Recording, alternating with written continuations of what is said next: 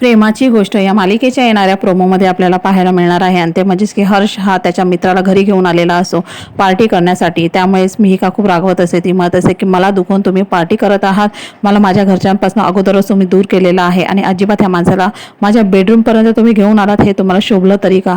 हर्षला कळलेलं असं की मिहिका माझ्या हातामध्ये काही येणार नसे आणि म्हणूनच तो तिच्या जवळ जाण्याचा प्रयत्न करत असतो, परंतु मिहिका त्याला दूर करत असे। ती म्हणत असे की अजिबात माझ्या जवळ देखील फिरकायचं नाही। हर्षने मात्र खूप मोठा प्लॅनिंग केलेला असो, जो वकील सावनेने केलेला असो त्या वकिलाला तो जास्त पैसे देतो आणि आपल्या बाजूने करत असो, म्हणत असो की तुम्ही माझ्या बाजूने रिझल्ट द्यायचा आहे, म्हणजे माझ्या बाजूने वकीलपत्र तिला द्यायचं। अशा पद्धतीने वकील देखील आता लालचमध्ये आलेला असो।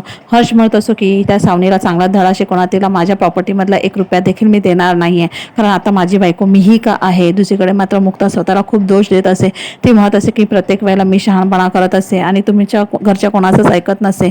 सागर देखील मिहिरला समजवण्यासाठी त्याच्या घरी गेलेला असो, परंतु ते दोघं तिथे प्यायला बसलेले असतात। ही गोष्ट मुक्ताला आवडत नाही आणि म्हणून सकाळी ते त्याला विचारत असे की तुम्हाला हे काय शोभलं का? तुम्ही मला सांगितलं होतं ना, मी तुमच्यावर विश्वास ठेवला होता आणि तुम्ही हे असं काय केलं? त्यावेळेला मात्र तो म्हणत असं जाऊ दे ना मुक्ता, चालतं तेवढं।